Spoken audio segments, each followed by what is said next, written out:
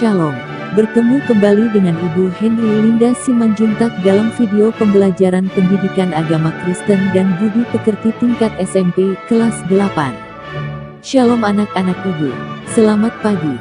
Apa kabar anak-anak hari ini? Shalom Ibu, selamat pagi Ibu Linda Simanjuntak. Kabar saya hari ini baik dan luar biasa.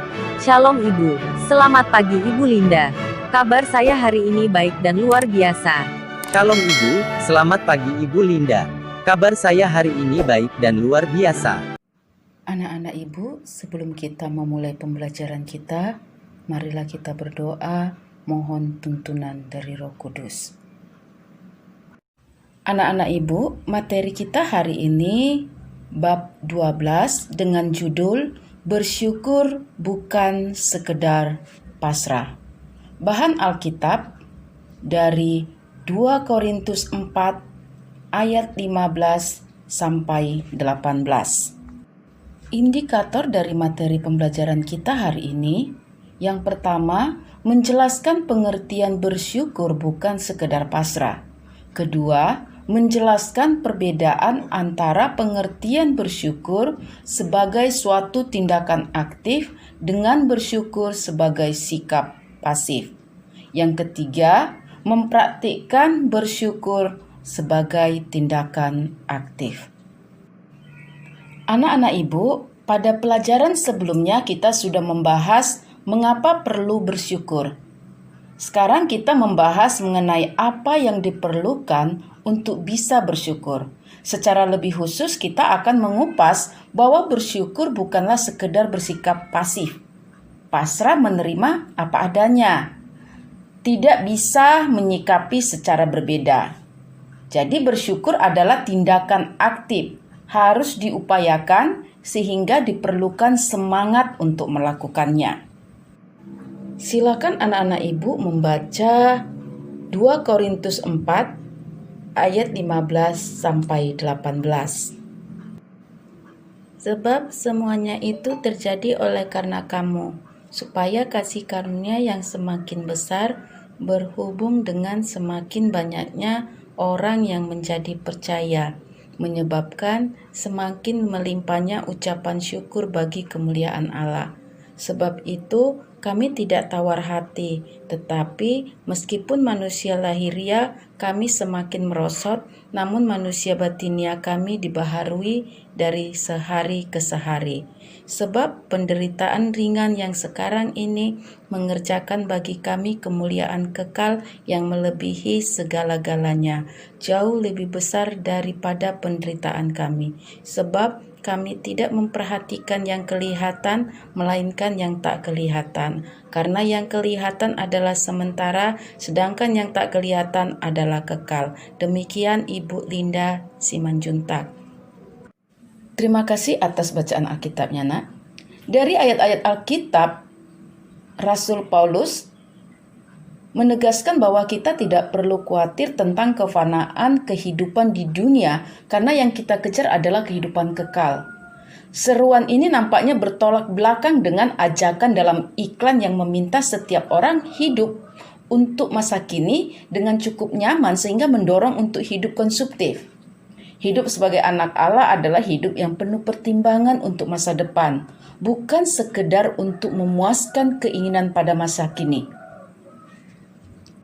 Coba anak-anak sebutkan hal-hal apa saja yang kamu syukuri pada saat ini. Bersyukur karena diberi nafas kehidupan, dapat bersekolah, diberi kesehatan, tempat tinggal dan diberi teman-teman. Demikian Ibu Linda Simanjuntak, diberi orang tua yang baik, diberi kesempatan hidup di negara Indonesia yang sangat indah dan subur, diberi kemampuan dan talenta. Demikian Ibu Linda Simanjuntak. Bagus sekali jawabannya anak-anak Ibu, terima kasih. Bila demikian, berarti anak-anak Ibu sudah mengerti mengapa kamu bersyukur dan hal-hal apa saja yang bisa kamu syukuri dalam kehidupan kamu. Apa sebenarnya yang mendorong kita untuk bersyukur? Mohon penjelasannya Ibu Linda Simanjuntak. Hal yang mendorong kita untuk bersyukur yang pertama, kita bersyukur untuk karunia Allah yang paling penting, yaitu pengorbanan Tuhan Yesus di kayu salib yang menghapuskan dosa kita dan memberi jaminan keselamatan untuk kehidupan di akhirat nanti. Manfaat lain hidup bersyukur adalah membuat hidup kita lebih sehat. Berdasarkan penelitian, seseorang yang membiasakan diri hidup bersyukur, senang tertawa, bisa menerima keadaannya dengan sukacita, tidak suka mengomel-ngomel dan mengeluh, biasanya tubuhnya lebih sehat, jarang sakit ataupun stres. Mereka memiliki semangat hidup yang lebih. Yang kedua, kita mengingat apa yang Allah sudah lakukan untuk kita, memberikan orang tua, kesempatan bersekolah, kesehatan, tempat tinggal, teman-teman, dan lain sebagainya. Yang ketiga, kita harus pahami bahwa bagi Tuhan tidak ada hal yang dilewatkan sia-sia untuk kebaikan kita. Apa maksudnya tidak ada hal yang dilewatkan sia-sia untuk kebaikan kita? Mohon penjelasannya Ibu Linda Simanjuntak. Pertanyaan yang bagus sekali, Nak. Ibu akan berikan contoh. Suatu hari kita mengalami kecelakaan, kaki terkilir saat menuruni tangga karena kita tidak hati-hati sehingga tergelincir. Pada saat itu bisa saja kita memilih untuk marah-marah pada orang yang membuat tangga. Namun, bila kita mau jujur, yang salah sebetulnya adalah diri kita sendiri, yaitu tidak hati-hati menapaki tangga turun. Kejadian kaki terkilir ini sudah sepatutnya kita syukuri karena membuat kita bertindak lebih hati-hati di kemudian hari agar tidak mengulangi kecelakaan yang sama. Jadi, walaupun kita melakukan kesalahan atau kelalaian, hal itu bisa diubahkan oleh Tuhan menjadi suatu pembelajaran berharga untuk kita dalam menjalani kehidupan selanjutnya. Tuhan memberikan manusia kemampuan untuk berpikir dan belajar dari kesalahan, sehingga tidak perlu mengulangi kesalahan yang sama. Keempat, hal yang mendorong kita untuk bersyukur. Dengan bersyukur kita diminta untuk menyikapi hidup ini dengan sukacita, bukan dengan duka dan paksa. Allah menginginkan kita memiliki sikap optimis dalam menjalani hidup yang dikaruniakannya. Allah membiarkan kita menjalani suka, duka, pahit, manis, karena Allah membentuk kita untuk menjadi pribadi yang tangguh, bukan pribadi yang cengeng, yang mudah menyerah bila menghadapi kesulitan sekecil apapun. Kelima, kita juga bersyukur untuk misi Allah bagi umat manusia, termasuk kita di dunia ini.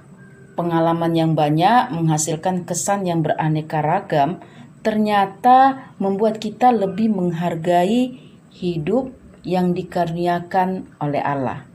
Hidup tidaklah membosankan, karena ada hal-hal baru yang membuat kita senantiasa mengagumi betapa Allah bekerja dalam segala hal untuk membawa kebaikan bagi umat yang dikasihinya. Jadi apa yang dimaksud dengan bersyukur sebagai tindakan aktif? Mohon penjelasannya Ibu Linda Simanjuntak. Kadangkala kita mengucap syukur secara otomatis. Artinya, apapun situasi yang sedang dihadapi, secara spontan kita langsung mengatakan syukur Tuhan.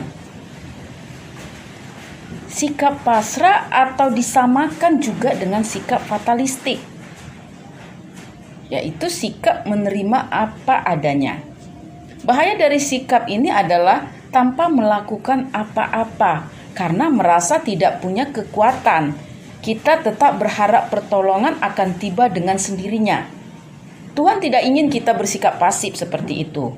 Tuhan ingin supaya dalam keadaan sesulit apapun, kita tetap memiliki harapan terhadap pembebasan dari Tuhan.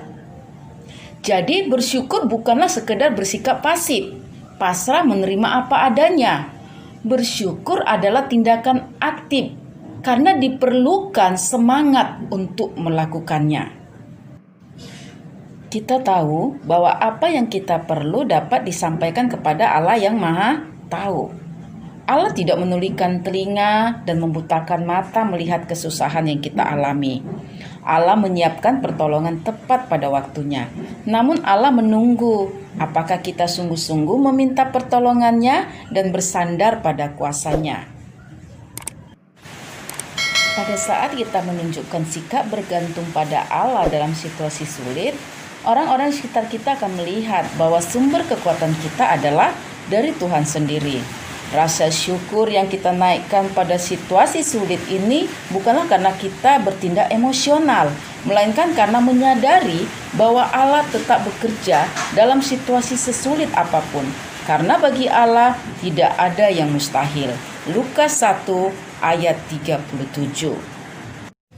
Kesimpulan dari materi pembelajaran kita hari ini, bersyukur kepada Tuhan adalah tindakan aktif, bukan pasif yang dilakukan secara otomatis.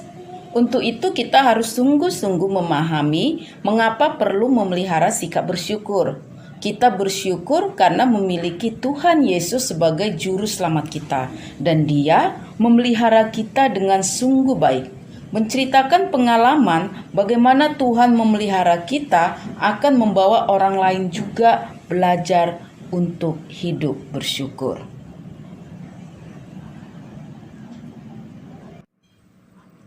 Anak-anak ibu yang ibu kasihi dalam nama Tuhan Yesus Kristus, marilah kita akhiri pembelajaran kita hari ini dengan berdoa.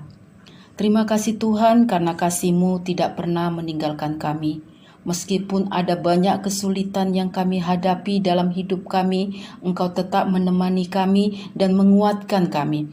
Kami bersyukur karena kesetiaan-Mu mengasihi kami. Biarlah dengan keyakinan itu kami dapat menjadi orang-orang yang menyenangkan bagi sesama kami. Amin. Sampai di sini pertemuan kita hari ini. Sampai bertemu di pertemuan berikutnya. Tuhan Yesus memberkati kita semua. Terima kasih Ibu Linda Simanjuntak, Tuhan Yesus memberkati Ibu. Terima kasih Ibu Linda Simanjuntak, Tuhan Yesus memberkati Ibu. Terima kasih Ibu Linda Simanjuntak, Tuhan Yesus memberkati Ibu. Jangan lupa subscribe dan like serta share dan beri komentar yang positif.